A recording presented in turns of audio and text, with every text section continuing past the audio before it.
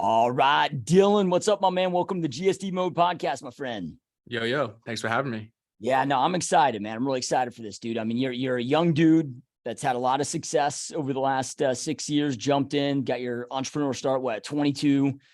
And in 6 short years, man, you built several amazing, highly successful businesses, dude. You've done well over 20 million in revenue, over 75 employees, shared the stages now with Gary V, Patrick Bet David, Ed Milet, man. So I'm just excited to see what you've done to go out there and accelerate and create all this growth and just learn from you here today. So before we jump into all the things that you're doing now today, I'm always intrigued in our guest journeys that led them here in the first place. So rewind the clocks, like before you started this entrepreneur journey at 22, like what was life like before then, and what led you into entrepreneurship in the first place? Dude, I mean, so for me, I came from a family of dentists. So my dad was a dentist, his dad was a dentist. And so from literally like when I was a kid, I'm like, here's the path, here's the path, here's the path. And I didn't really know that there was this like entrepreneurship thing until when I was 16. I went to this leadership program out in California called LEAP. It's designed to teach kids the things that you need to succeed that's not taught in school. Really great program. And I went there and it taught me goal setting, core values, all this stuff. But most importantly, which by the way, I went back 6 more years in a row, eventually spoke or mentored and then spoke there.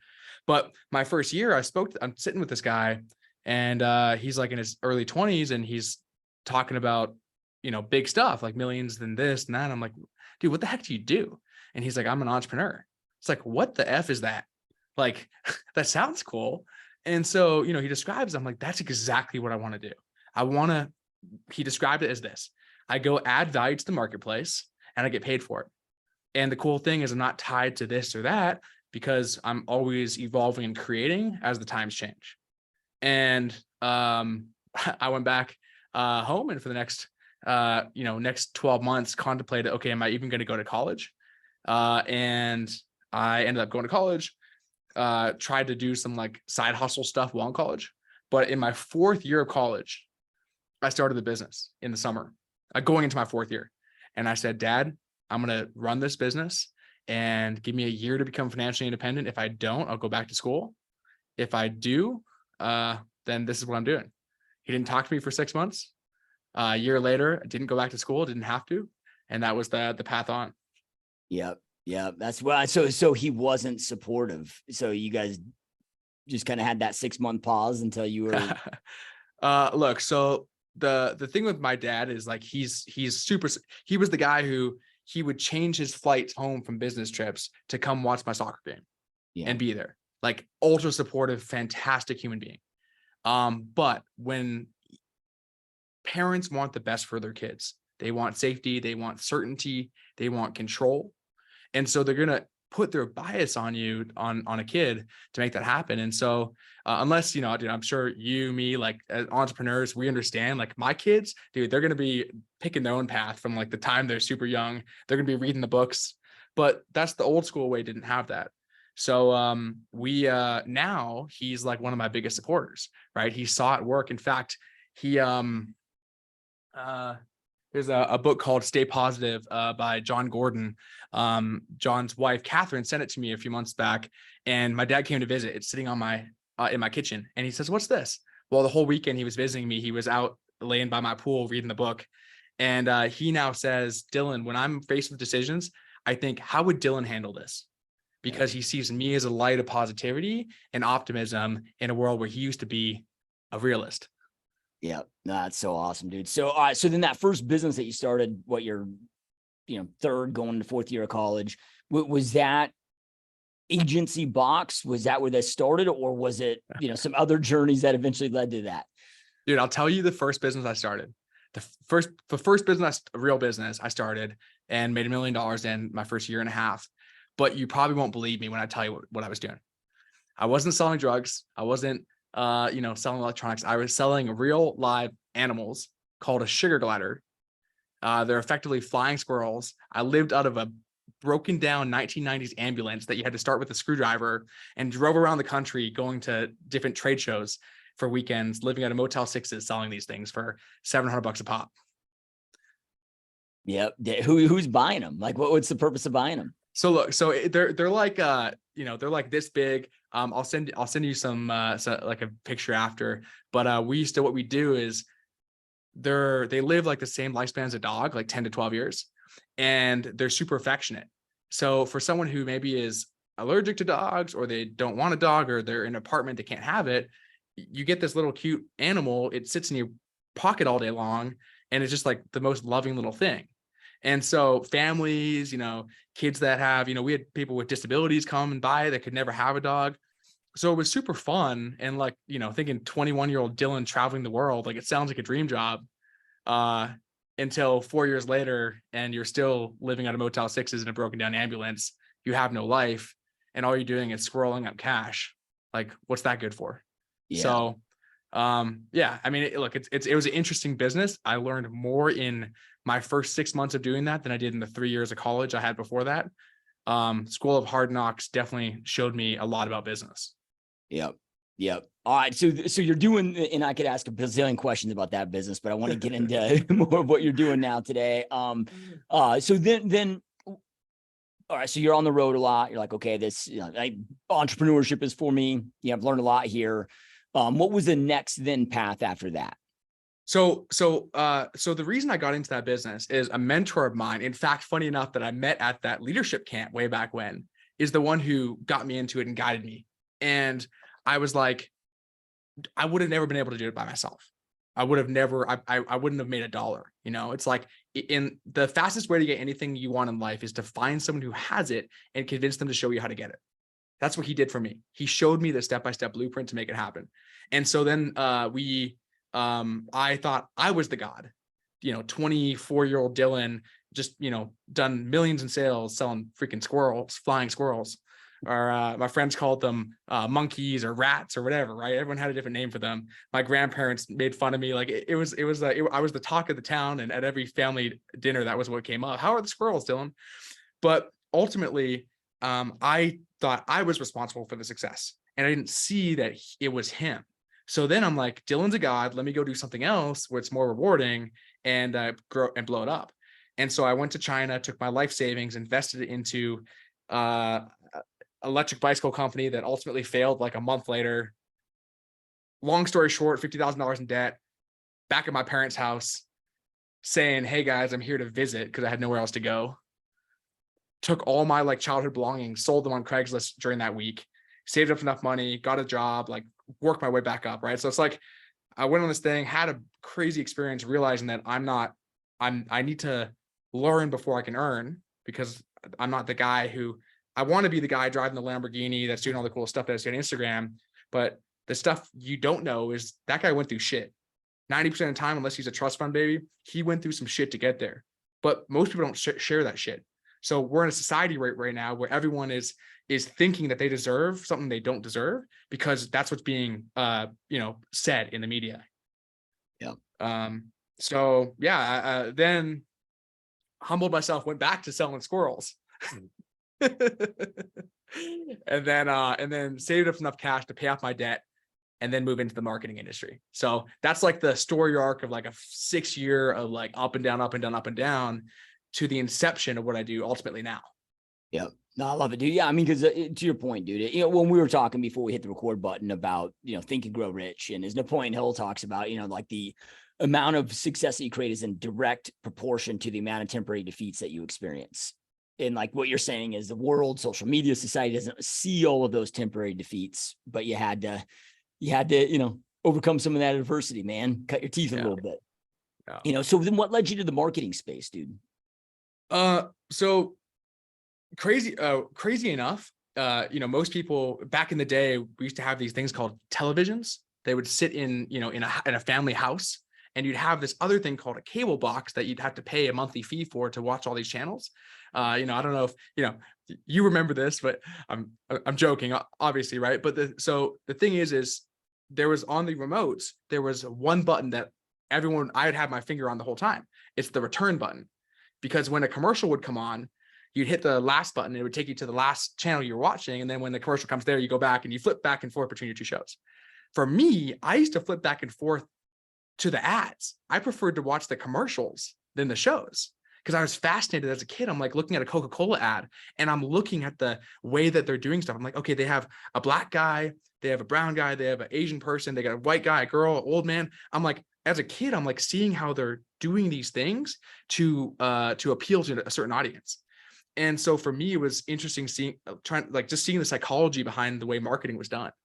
And I would sit and think like, what are these companies doing for like, are they doing like, do they spend millions of dollars surveying people to decide, cherry soda or vanilla soda? Like, so anyways, when I'm like sitting in my squirrel van in the middle of nowhere, standing on my feet for 16 hours, I'm like, I got to get out of this. Like, I got to find something where I can actually like enjoy my life.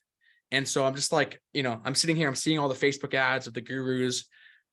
I went and tried all of them. And it wasn't until I discovered marketing that I'm like, holy crap, this stuff works. Because I didn't tell you this, but at my lowest low, I'm $50,000 in debt. I have no income. I look at my phone. Who's the wealthiest person I know? I'm scrolling through here. Brian Sidorsky. I see his name. This guy's a billionaire from Canada. I met him like one time. And immediately I text the guy. Hey, Brian, don't know if you remember me. I'm dead broke. What do I do? He said, come visit me for a week. I'll show you everything I got going on, and I'll show you the secrets to success. Well, for me, I was hoping he'd give me money or a job or something. But what he gave me was much more valuable. He gave me one piece of wisdom that changed everything. He said, Dylan, the amount of money you make in life is in direct proportion, similar to what you just said, but slightly different, to the amount of value you add. You want to make more money? It's simple. You just add more value to the world. And per, these books, right? Always go the extra mile, right? He's read Think and Grow Rich over 500 times. He says it's made him $1 million every time. So I took that advice and said, how can I add value to the world?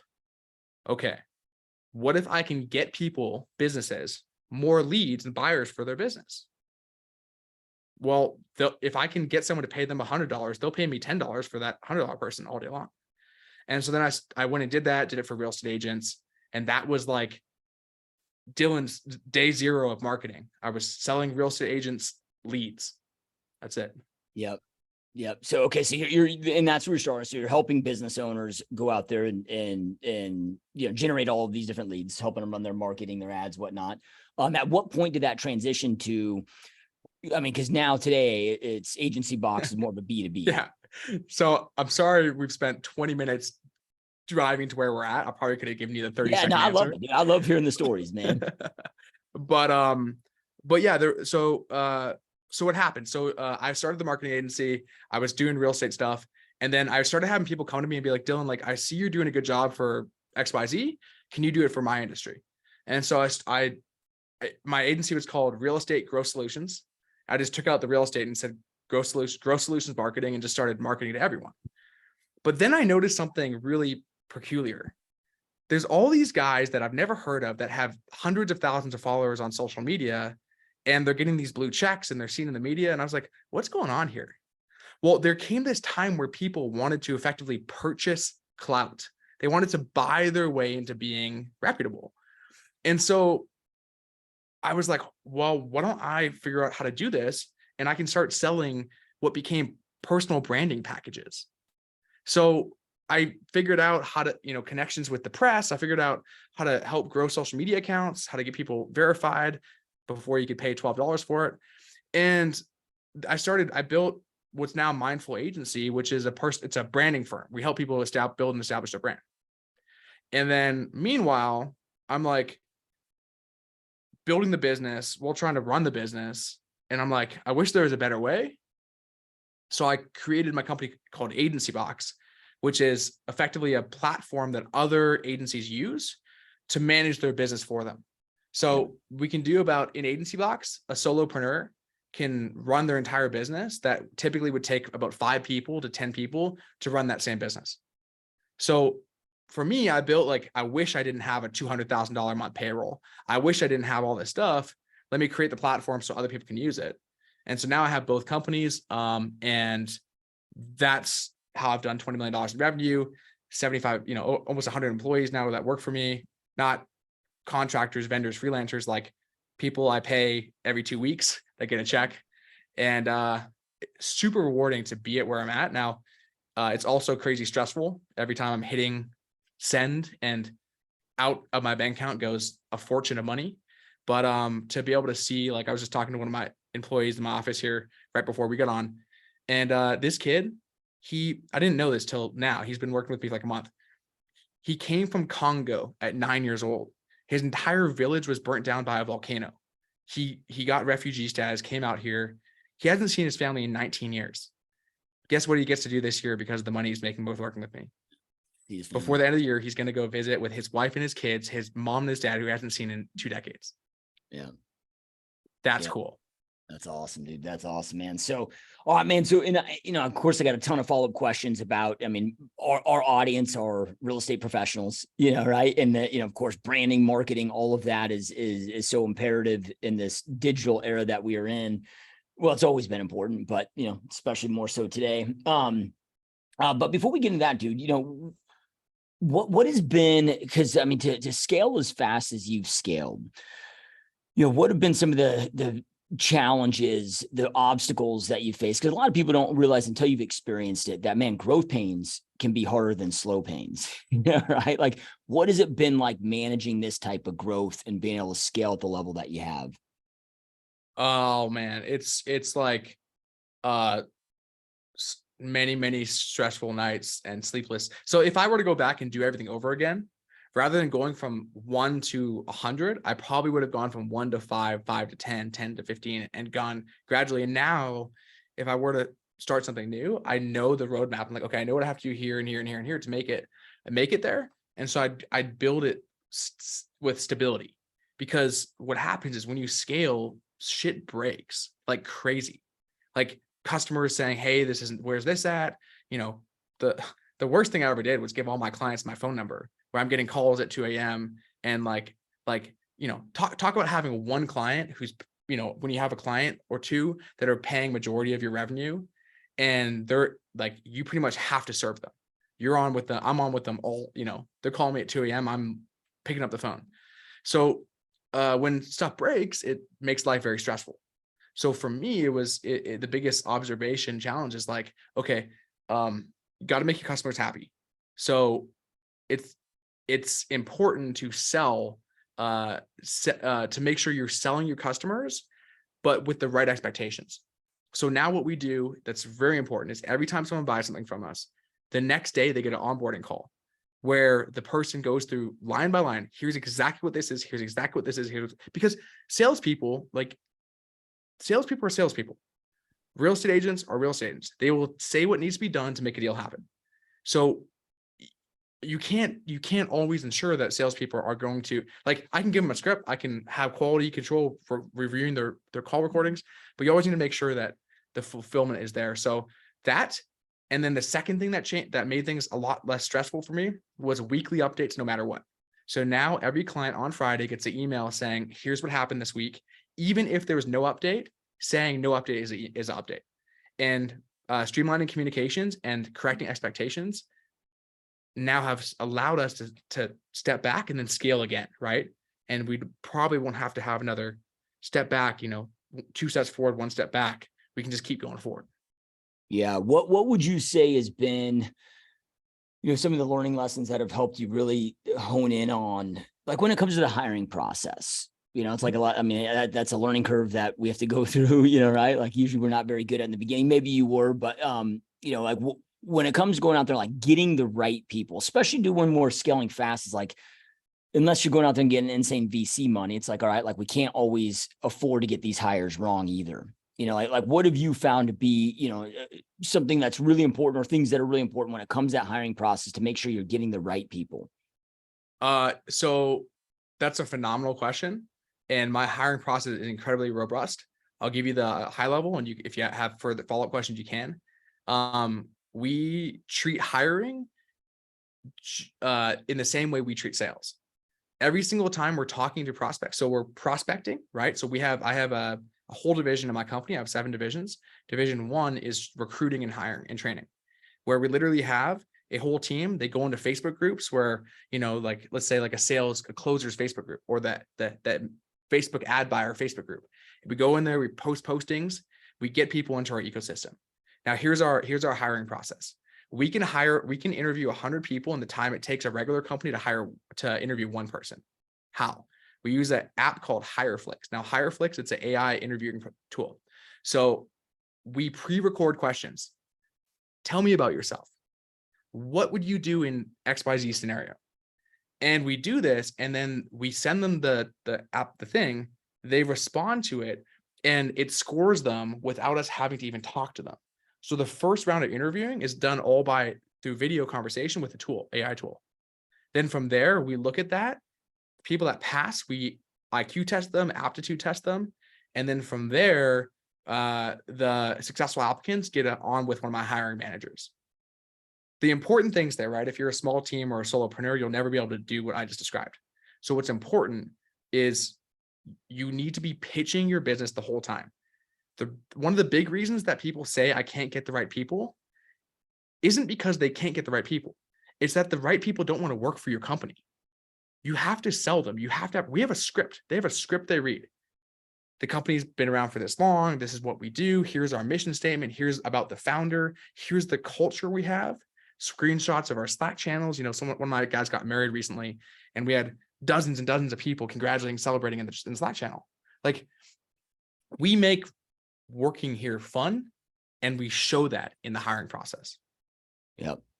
No, I love it, dude. Love it, man. All right, so then we'll kind of transition here into, because like I mentioned, man, I want to get into when it comes to branding, marketing, and these different things, and I'll kind of circle back to some more questions I have about your business. But all right, so I mean, it's a crazy busy world out there, dude. Social media and this crazy attention economy that we're in now.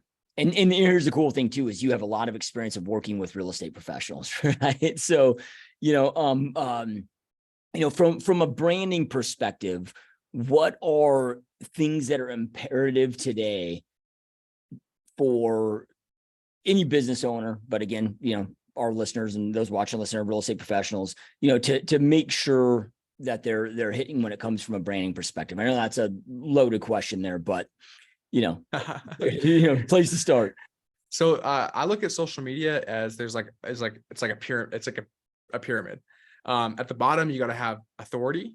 In the middle tier, you got to start creating your story. And then the top tier is you got to start tapping into audiences. So in the bottom, you need to basically, when I say authority, like grow your following a little bit, get some content out there, take the photos of your dogs off, get your personal brand website up there, showcase any kind of credibility. If you were featured in, your local newspaper 25 years ago, like put that in. If that's your only thing, put that in there. Like whatever you can have as credibility points, put that on the front of your social media. Then from there, start creating content.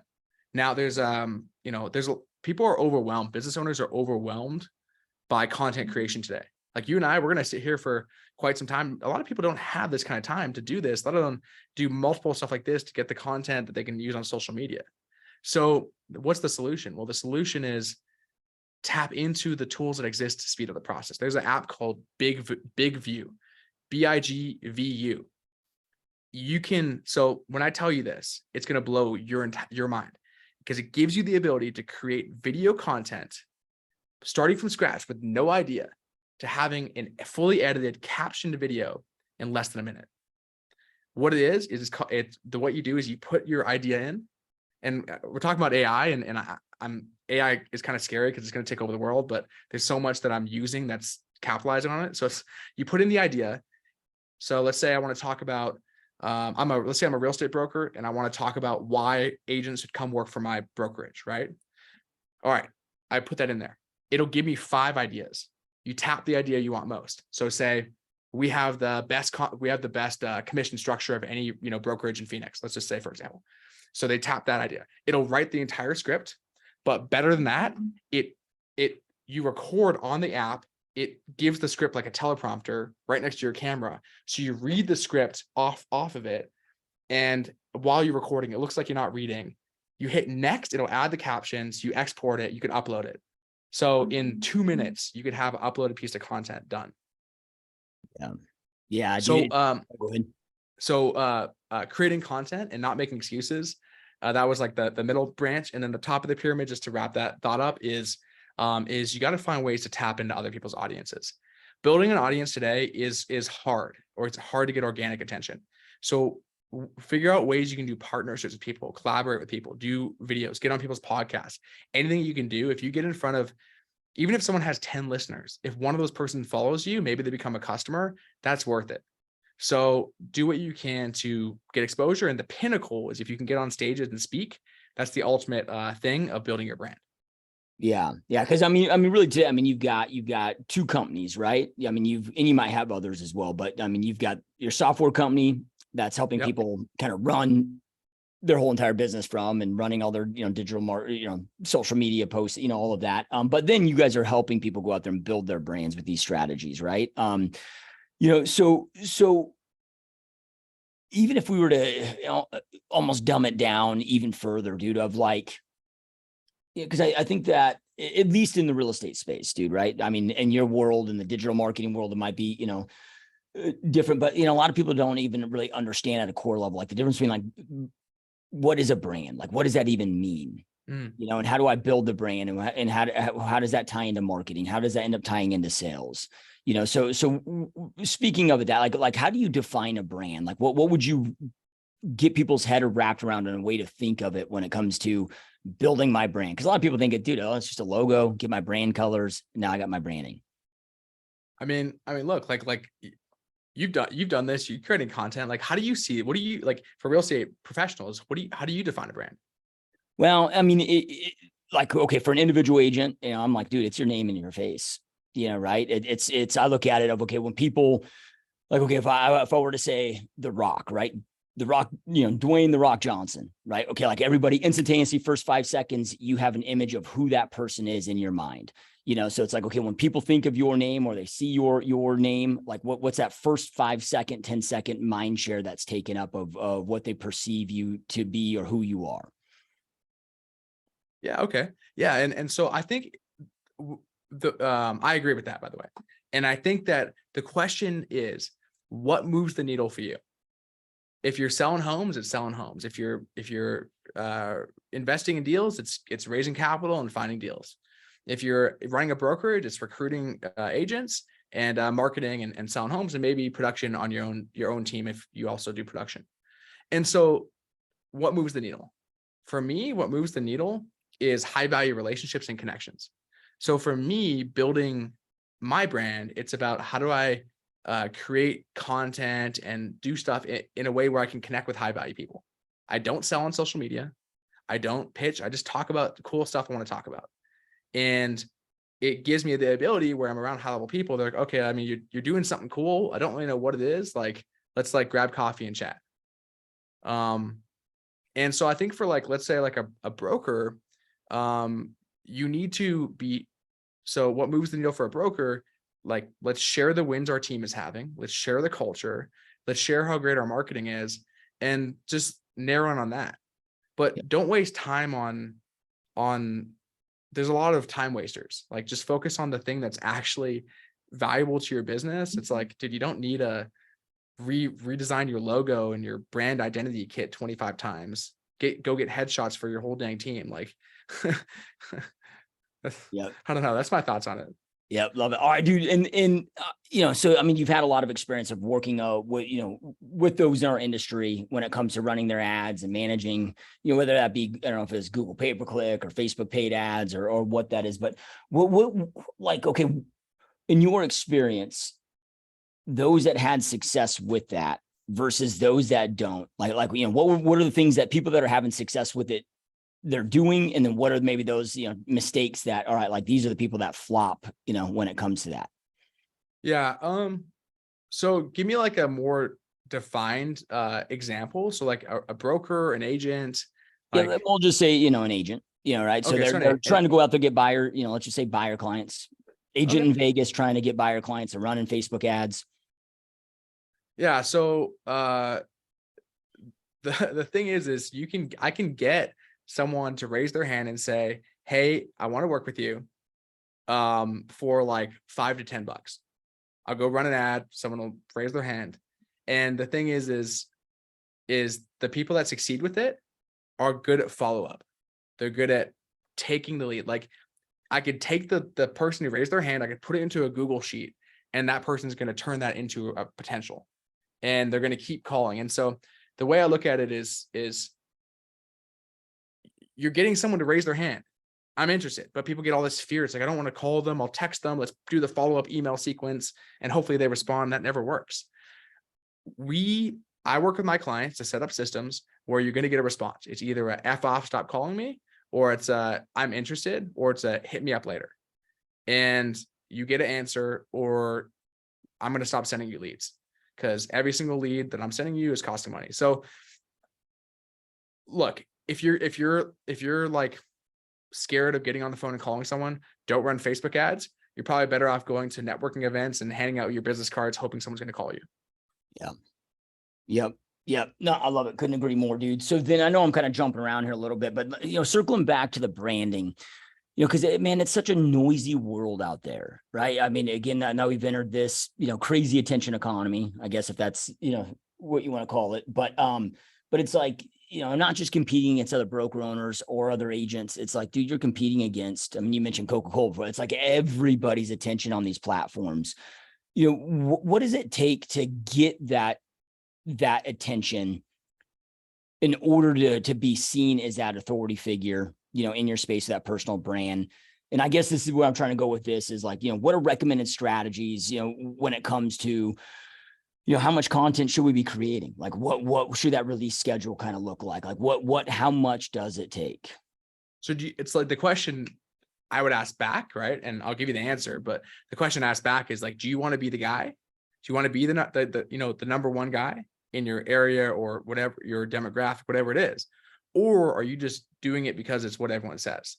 Because you can be that person who's posting content, but there's a big difference. Now, the guy at the top, he's getting strategic allocations on deals. He's getting people bringing him off-market deals.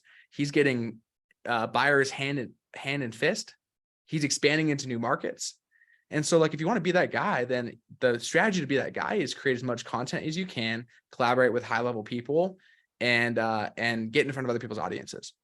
And so when I say that, there's a tool I use called Rebel IQ, and you put all your competitors in there, and it'll tell you, all right, over the last week, here's the videos that went the most viral. So if you're in the real estate space, you go put Ryan Pineda in, you put Pace, you put all the guys that are like the, Grant Cardone, all the little industry leaders, and you just see the content, the clips they're posting that went viral. And the next week you just make a similar version of it.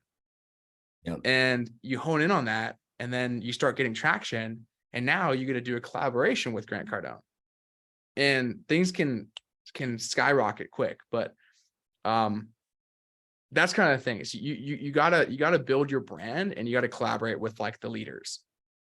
Yep. Love it, dude. Yeah. I mean, again, it's just takes more energy and effort, dude. Like you want to get known out there, dude. It's just gonna, get out of it what you put into it, man. Dude, you're doing it, man. Like you're putting the work in like crazy. I mean, dude, and look, I can see your muscles sticking out too. That you're a well-disciplined guy. You're fit. You're creating content. You have the systems to do this stuff. And I mean, I'd ask you, dude, like, how are you, like, what's your strategy on this? Like, I don't know if you talk much to your audience, but you obviously have the shit down where you're doing it right. Yeah. And it's, and it's always just getting other people's perspectives, right? Cause I by no means want to say that, I've nailed the process, right? But it's, and it just keeps elevating, dude. Like right now I'm making sure to get 27 pieces of content out a day. Now that's repurposed pieces of content on different, each different platform, but the next scale strategy is get to the point where we're doing just over 400 pieces a week, but slowly building. And when I say slowly building, just making sure that myself and my content creation team is, able to handle the volume, but trying as quick as I can to getting out 1,000 pieces a week, right. And repurposing that content. But, but dude, it's, a short form content now, all like it, if you would ask me 3 years ago, if I'd be putting this much intention to getting organic content, I'd have been like, hell no, right? But it's changed. And, to be honest with you, dude, I mean, I used to just slay it with paid traffic, man. Like I didn't have to really worry about the organic game, but the paid traffic, at least for the niches that I'm in, Not speaking of like for my agents, when we're going out there and getting buyer leads, let's just say, that's still very affordable. But, going out there and selling B2B, it's like, shit, dude, a lead that I used to get, $3, $4, $5 opt-ins now today might be $32 opt-ins, right? Or whatever. So it's like, I have to combine that organic with the paid, to supplement the cost per acquisition costs going up on the paid stuff, dude. It's a noisy game, man. You got it, man. Actually, in fact, I got a ROAS behind me here, return on ad spend, because things have changed so much. And it's like, now it's not just, hey, get a captivating ad. You got to have like every step of your funnel, like pretty much tweaked to perfection. Otherwise it's not profitable. And, dude, I'm with you. I think that organic, is the secret right now though. Obviously I live in Vegas. So for me, the reference I use is a slot machine. You go into a slot machine, you pull the thing, you hope to win. But with social media, it's a free slot machine that you can play infinite amount of times.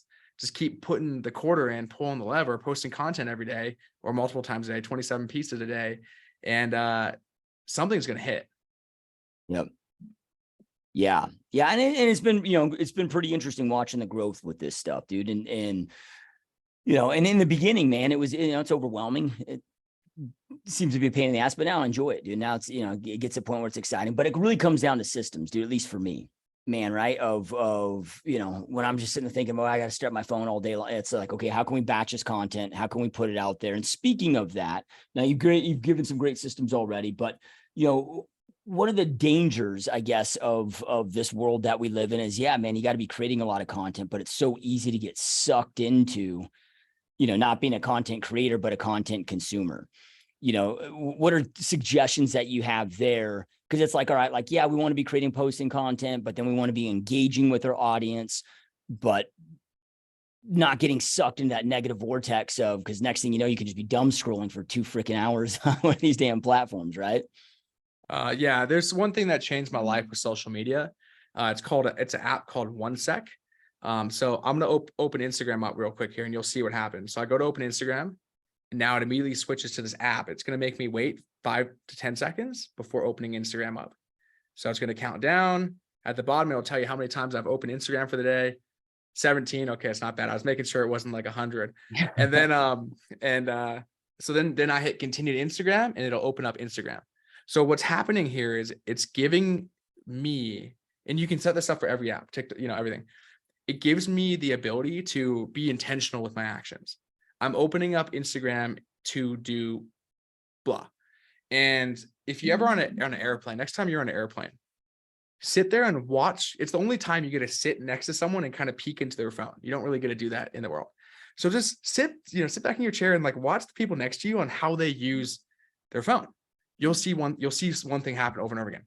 They open an app, they look at it, they swipe to the messages, nothing there. They go back, they hit the notifications, nothing there. They go back, they close the app. Right away, they open the same freaking app and do the same thing without even consciously knowing it. Because these social media companies have designed the algorithms to just like suck you in. So we need to break away from that and get intentional with every single thing we're using it for. Anything you're not intentional about using, it will use you. And TikTok's a perfect example of this. You open the freaking app to check your notifications. Next thing you know, you're sucked in 3 videos, 4 videos down scrolling.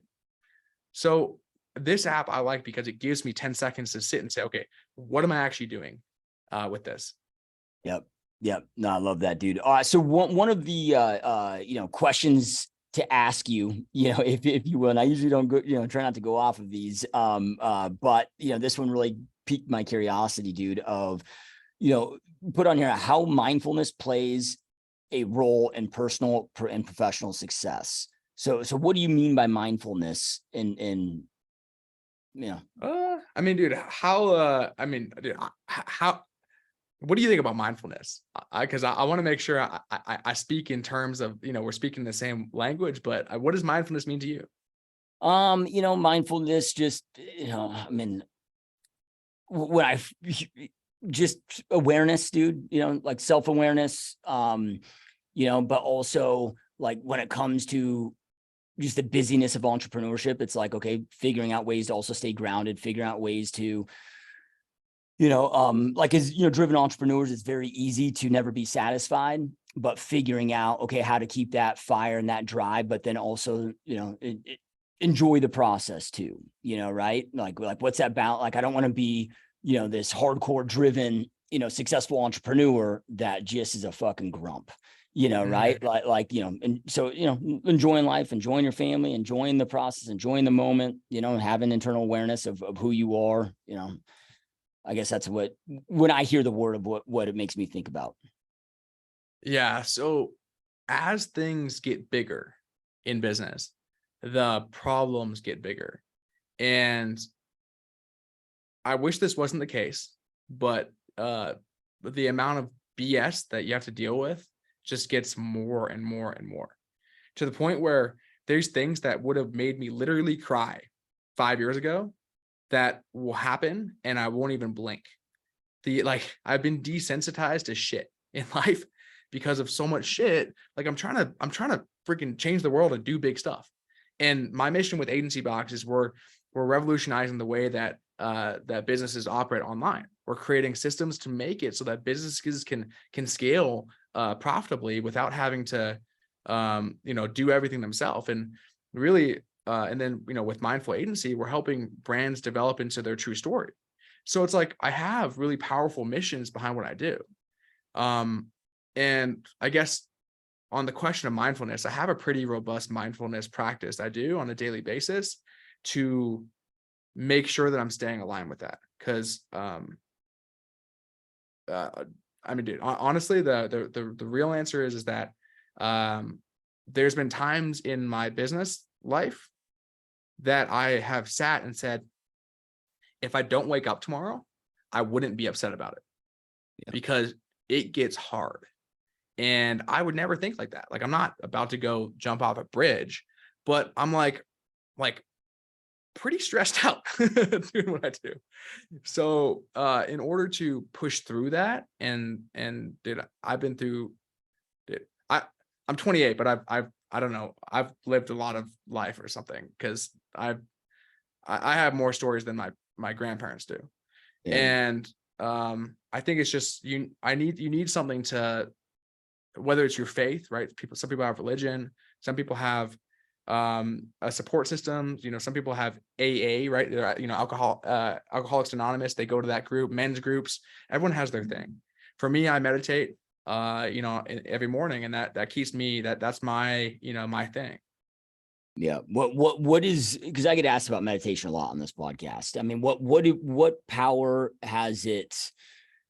I mean, what does it do for you? What has it brought to you? What differences have you seen directly lead to come from meditation itself?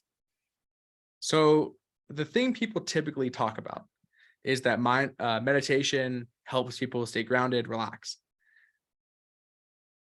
Okay, it does that for me. But there's something weird about meditation that I can't explain. And there's times where I'll sit in a meditation, and like this morning, I meditated for 80 minutes, an hour and 20 minutes. And I woke up at 4:40, I got a little area in my house. I sit and meditate. And then I meditated, and I got up, went for a run to the gym, showered, and came to my office. That was my morning routine today. I don't get up every day at that time, unfortunately, because everyone likes to network late at night in Vegas. But I'm always up 6:15 or earlier. And dude, I'll sit and meditate on stuff. And all of a sudden, I'll have a problem, and then it'll be solved like that day. Or I'll meet the person who I needed to meet. And maybe it's like a what do they call it? They call it like a bias or whatever, like a self-fulfilling bias, something like that, where it's like you see what you want to see, but there's times that things have happened that I just can't explain. And I'm like, maybe it was from the meditation where I'm sitting thinking about it, and I'm putting for an hour and 20 minutes, putting intention on one thing. Dude, I had 4 weeks ago, I had my hearing go out in one of my ears, and I couldn't get to see a doctor. Well, I went and saw a doctor like this week, and they're like, oh, you need to take this medication, but like every day you wait, it becomes less effective. And So for me, my attention this week, my meditation, full and healthy recovery of hearing, full and healthy recovery of hearing, full and healthy recovery of hearing. I did hearing on, I mean, whether it comes back or not, who knows? I did a test on Tuesday, and I'm going to go back next Tuesday and retest it. We'll see if this hearing gets better. I don't know. Worst case scenario, meditation helps me relax. Best case scenario, it's doing some shit in the quantum that's helped me propel towards my goals. Yeah. So when you're meditating, because that's a long session, dude. And for most people, it's like they have a hard time 5 minutes. Yeah. Right. So, but with that, like, I mean, are you just focusing on one thought, one problem that you're trying to solve, during that time? Or are you doing like, different breath work during that time, or going through an app during that time? Yeah. So I've done as long as over 5 hours of meditation. Yeah. Like in one session. I did a week meditation retreat where I this was just over a year ago, where we did probably 8 hours of meditating a day for 7 days straight. So I've done some pretty crazy stuff. And now it's gotten to the point where, I can sit still for an hour and be okay with it, even though my butt hurts, all that stuff. But I think the thing for me is I started with 20-minute sessions in the morning, and then I added the 20-minute session at night, like after that. Now I just do mornings. But 20 minutes, you just sit. So like for me, it started off with just sitting still. Originally, Tony Robbins he had this priming thing. You do like breaths, and then you go through this gratitude thing. That was my first meditation. Then I evolved. I started learning more about it. So there's 2 different meditations I do. One of them is I do a breathing exercise. It's a little bit weird, but I believe that our bodies have the ability, and the science backs this up. This isn't just my opinion. I believe that our bodies have the ability to create change, like in our body, in our mind, in our world. So you can actually use your body as a tool to, again, best case scenario, something happening in the quantum. Worst case scenario, just get more energy in your life. So instead of drinking a cup of coffee, what if instead of jerking off in the morning, like a lot of guys do, you go and you sit and you meditate and you like channel that energy into like what you're going to do in the day. Like a lot of guys, in fact, I know a lot of OnlyFans girls being out in Vegas, their most active time is in the morning and in the evening, because guys in the morning and guys at night are bored doing nothing. Channel that sexual energy that we use for procreation, for creating another human being, into towards your goals. Napoleon Hill talks about it in chapter 13. It's called sexual transmutation. His other book, Outwitting the Devil, goes into it deeper, which is how do you create ultimate change in your life? Well, the devil in this book, right, this interview he did, says that he basically causes people to drift or fail in life with overindulgence in sex, food, alcohol, tobacco. So if I don't drink, I don't, I meal prep. I'm trying to get in better shape. I had a pretty rocky year. I'm in the gym every day. So I'm doing this stuff, but what about sex, right? Well, I channel that energy through sexual transmutation just to get towards my goals. It sounds a little weird, a little woo-woo, but rather than being on, inside of a sock, I'd rather it be, towards my full potential. Yep. No, I love it, dude. 100%, dude. So, you got the book behind you we're talking about before we hit the record button, the hard thing about doing the hard things. I'm actually reading that book right now. I'm just about done with it. Epic book. And, I don't know if you're aware or not dude, the real estate industry is getting crushed right now. Right now, prices are still, way up. But when we look at, as far as transaction volume, dude, it's back down to 2008 levels. So transaction volume is down about 40%, which translates into, there's not a lot of listings, not a lot of buyers able to transact with just the economic climate, cost of capital.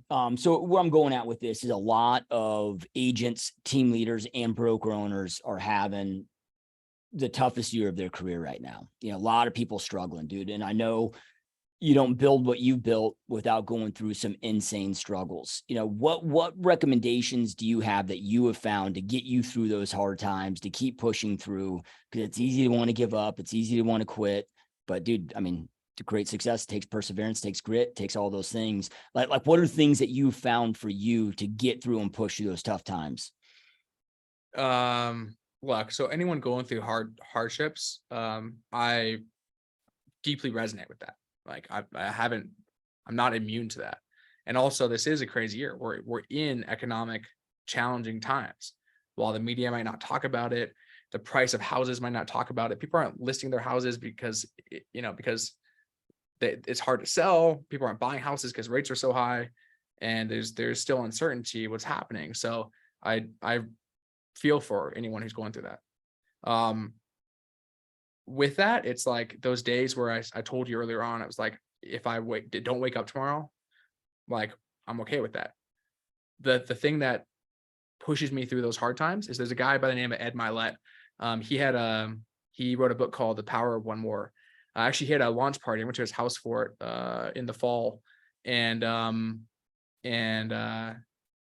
he gave me a hat. So it said The Power of One More.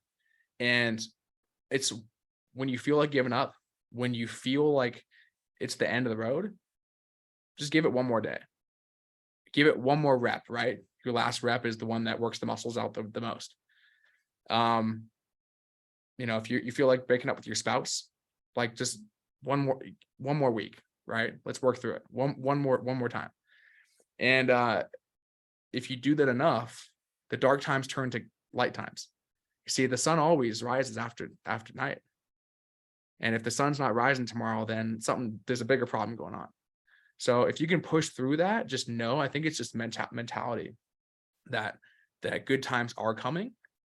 And you'll get there. But I think tactically speaking, the tactical thing is in times of economic uncertainty, you have to do a couple things. One, you have to economize. So you have to lean out your business. So if you were spending XYZ in marketing is one thing that is kind of finicky because you don't want to stop what's driving the people in. But look, like if you have certain people that you're overpaying, or like this is happening, or you maybe downsize your car, get lean. Next thing to do is you want to actually go ahead and promote. So you need to go and you need to go expand more, right? Grant Cardone is a fantastic example of this. This guy, he's, economy's down, he's promoting more. In fact, you subscribe to his dang email list, you'll get 5 emails a day. And the thing is he doesn't care about the guy who was on the list for the last 2 years, because that guy doesn't read the emails anyways. He's talking to the guy who just signed up today. So promote harder. And then the third step is you need to reorganize your system of operating, reorganize your operating basis. The reason why is you're here for a reason. Healthy companies are healthy. A healthy real estate company had saved up enough money to weather the difficult times. So economize, promote, and reorganize so that the next time this happens, you don't get in the situation. So in by reorganize, I mean, are you talking about going through and okay, hey man, like where's our strategy flawed? Like let's reconstruct this thing, dude. Like let's see what we need to do from a tactical strategy, strategic standpoint to go out there and grow. Yeah, you need to look at, so the thing I look at personally is what's the main problem we're faced with right now, and then let's go ahead and ask the tough questions. So on me and my business partner, we'll go on a weekend, we'll get out of the office, we'll go to a hotel, or we'll go out of town, or we'll go at a coffee shop, whatever it is, and we'll sit in there and ask ourselves the questions. Is what we're selling valuable? Do we have the right process in place? Is our team aligned on our mission? Or depending on what it is. Let's say, for example, you're not selling homes right now because there's, transaction volume is down, all that stuff. All right, so let's ask a question. Let's go pretend we're consultants for a day, looking at someone else's business instead of our own business. Let's take names out of the equation, right? Johnny isn't Johnny making 4K a month that has 2 kids and all this stuff. Johnny is the 4K a month guy that's doing XYZ. And you just look at everything. It's like, okay, what can stay, what can go. Yep. And that's it. And then you realize, okay, Johnny's actually underproducing. In fact, he's been underproducing for the last decade, but it took this for us to know. There's a reason that these things happen. These contractions give the right people the ability to economize and lean out so that when we grow again, you'll be even more profitable than you ever were before. Yep. Love it, dude. So then, and just a couple last questions for you here. So Your stuff today is really, I mean, B2B sales, right? And a lot of our listeners are in B2B, whether primarily agent recruiting, when it comes to that. You want to grow a brokerage or team, dude, you got to go out there and recruit a bunch of badass agents, right? Which our agents are our clients, right? So what has been some of the keys to your success with scaling B2B businesses? Like, when it comes to recruiting other business owners, top tips, strategies. So, yeah, good question. So B2B is, so there's a bit of a longer sales cycle on it, right? Because like a customer can go in and buy a water bottle and do it. But if you're recruiting an agent, like you're going to have to build that trust over time. So I plant seeds, like I play the long game. I plant seeds. There's guys that I know I want to work with, but they love their other job. They're doing other stuff. Look, I'm trial closing them every other month. Hey, how's that job going? Okay, cool. Sounds good. Like, have you considered doing anything else? Like, are you totally happy there? Yeah, I'm totally happy here. Okay, cool. Sounds good. Right. Next month, I ask the same question. And then I'm looking for the gaps in when someone's like, and I'm planting hundreds of these seeds every month, right? And having conversations. So I think having the long game, and then also B2B is it's all about value. So like, in the recruiting game, it's like, what's your comp plan? What's your marketing, initiatives look like? How are you adding more value to the next guy? Are you someone they want to work for? Like you, dude, I can tell you are someone that you command the top people to work with you because you are a leader and you show up as your highest self. But if you're, on the golf course every single day and you're eating donuts and you're expecting your team to produce, like you're going to lose your team. You better, like, if you're losing team members or you're not able to recruit, you got to take a hard look at yourself in the mirror and say, again, reorganize. Am I the person who should be leading this company? Maybe you just need to be your own agent and you just need to sell houses. Maybe you're not a leader. Heck, being in the broker is like the lowest margin business that exists. Like you're lucky you turn a 2 or 3% profit. And I know how expensive and hard this business is. I work with you guys this is how I got started. Yep. So maybe you don't want to be a broker. Yep. I don't know. Yep. No, love it, dude. So then, all right, so when it comes to Agency Box and Mindful Agency, dude, it's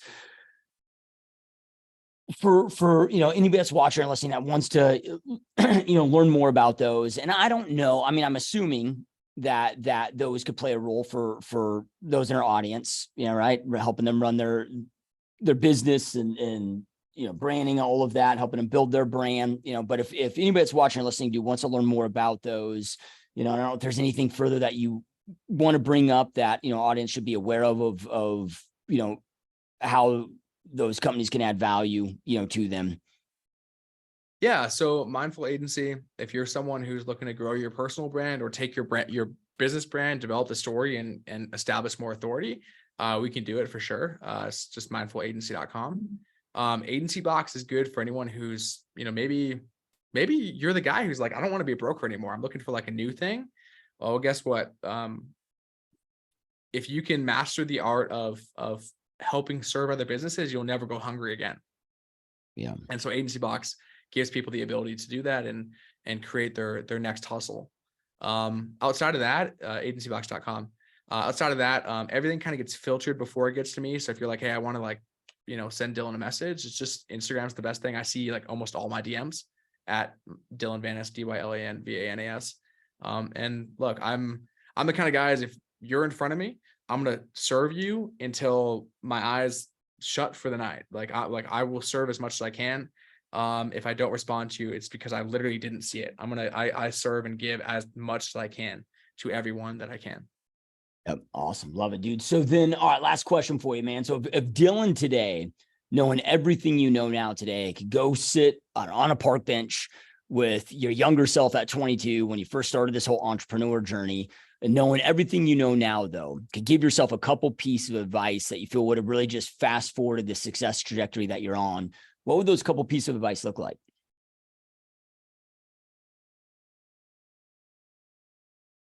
I'd probably give that kid a big hug and number one, tell him it's going to be okay. Because, dude, high school is hard for a lot of people. And I think, I think I'd probably tell him it's going to be okay. And then once he knows that, dude, you got to just grind. Like no days off. If you want to achieve high level things. I'm blessed with the desire to be a high level achiever. Some people don't, dude. Some guys, like the guy who's, working retail, he's not sitting here watching this podcast. He's not sitting here saying, how do I become better? What books do I read to grow? But I think Dylan knew that. The one thing that Dylan didn't know that I wish he did know back then is that sometimes fast isn't right. And you can build amazing things with a slow and steady process. Yep. Love it. Powerful stuff. And Dylan, man, truly appreciate you taking time out of your busy day to be here with us, man. This has been amazing, my friend. Dude, thanks so much. Yeah, 100%. Those watching and listening, as always, we truly appreciate all your support. Truly appreciate you being here. Keep crushing, keep kicking ass, and we will see you next time. Peace.